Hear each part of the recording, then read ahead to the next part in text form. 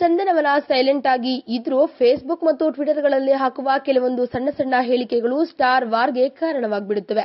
ಇತ್ತೀಚೆಗಂತೂ big ಸ್ಟಾರ್ಗಳ ಯಾವುದಾದರೂ cinema ಒಟ್ಟೊಟ್ಟಿಗೆ release ಆದ್ರೆ ಬಾಕ್ಸ್ ಆಫೀಸ್ ಕಲೆಕ್ಷನ್ ಬಗ್ಗೆ ಮತ್ತು ಚಿತ್ರದ ಟ್ರೈಲರ್, ಹಾಡುಗಳು ಹೆಚ್ಚು ವೀಕ್ಷಿಸಲ್ಪಟ್ಟವರು ಅವರ ವರ್ಸಸ್ ಇವರು ಎಂದು ಸಾಮಾಜಿಕ ಜಾಲತಾಣಗಳಲ್ಲಿ ಉದ್ದುದ್ದ ಬರೆಯುವುದು ಕಾಮನ್ ಆಗಿಬಿಟ್ಟಿದೆ. ಆದರೆ ಯಾರು ಏನೇ ಹೇಳಲಿ ಏನೇ ಬರೆಯಲಿ ಯಾವುದಕ್ಕೂ ತಲೆ ಕೆಡಿಸಿಕೊಳ್ಳದೆ ಇರುವ ಸೂಪರ್ ಸ್ಟಾರ್ ಅಂದ್ರೆ ಅವರೇ ನಮ್ಮ ರಿಯಲ್ ಸ್ಟಾರ್ ಉಪೇಂದ್ರ. ಗಾಂಧಿನಗರದಲ್ಲಿ ಸಣ್ಣ ಪುಟ್ಟ ವಿಷಯಗಳಾದರೂ ಅದನ್ನೇ ಸ್ಟಾರ್ ವಾರ್ ಎನ್ನುವುದು. ಅವರನ್ನ ಕಂಡ್ರೆ ಇವರಿಗೆ ಆಗುವುದಿಲ್ಲ, ಈ ನಟರನ್ನ ಕಂಡ್ರೆ ಅವರಿಗೆ ಆಗುವುದಿಲ್ಲ ಎಂಬ ಮಾತುಗಳು ಕೇಳಿ ಬರ್ತವೆ.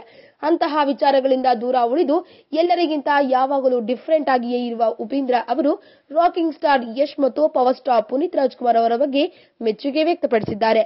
ಉಪ್ಪಿ ಮೆಚ್ಚಿದ ಆ ವಿಚಾರಗಳೇನು ಎಂಬುದನ್ನ ಹೇಳ್ತೀವಿ ಕೇಳಿ. ರಿಯಲ್ ಸ್ಟಾರ್ ಉಪೇಂದ್ರ ಯಾವಾಗಲೂ ರಿಯಾಲಿಟಿಗೆ ಹೆಚ್ಚು ಮಹತ್ವ ನೀಡುವವರು. ಅದಕ್ಕೆ ಸಾಕ್ಷಿ ಅವರು ನಿರ್ದೇಶನ ಮಾಡುವ ಸಿನಿಮಾಗಳು. ಅದೇ ಸೂಪರ್ ಸ್ಟಾರ್ ಈಗ ನಟ ಯಶ್ ರೈತರಿಗಾಗಿ ಮಾಡುತ್ತಿರುವ ಒಳ್ಳೆ ಕಾರ್ಯಗಳು ಮತ್ತು ಪುನೀತ್ ರಾಜ್ಕುಮಾರ್ ಬಗ್ಗೆ ಇತರೆ ಸಿನಿಮಾ ರಂಗದವರು ಮಾತನಾಡಿರುವ ಬಗ್ಗೆ ತಮ್ಮ ಟ್ವಿಟರ್ ಪೇಜ್ನಲ್ಲಿ ಪ್ರಮೋಟ್ ಮಾಡಿಕೊಂಡಿದ್ದಾರೆ. ಹೌದು, ಮಹದೇಶ್ವರ ಬೆಟ್ಟದ ತಪ್ಪಲಿನ ಪ್ರದೇಶಗಳು ಮತ್ತು ಕೊಳ್ಳೇಗಾಲ ತಾಲೂಕಿನ ತಳಮಟ್ಟದ ಹಳ್ಳಿಗಳನ್ನ ಜಾನುವಾರುಗಳು ಮೇವು ಸಮಸ್ಯೆಗಳಿಂದ ನರಳುತ್ತಿದ್ದವು.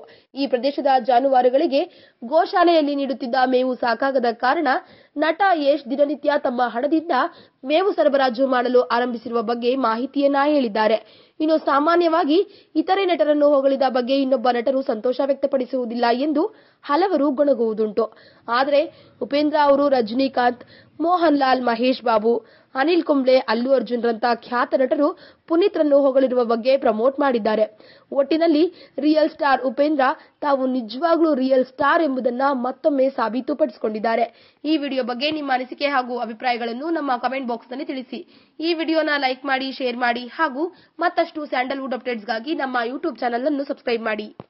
Top Kannada TV. Top Kannada TV ಎಲ್ಲ ಇನ್ಫಾರ್ಮೇಶನ್ ಅಪ್ಡೇಟ್ಸ್ಗೆ ಸಬ್ಸ್ಕ್ರೈಬ್ ಟಾಪ್ ಕನ್ನಡ ಟಿವಿ.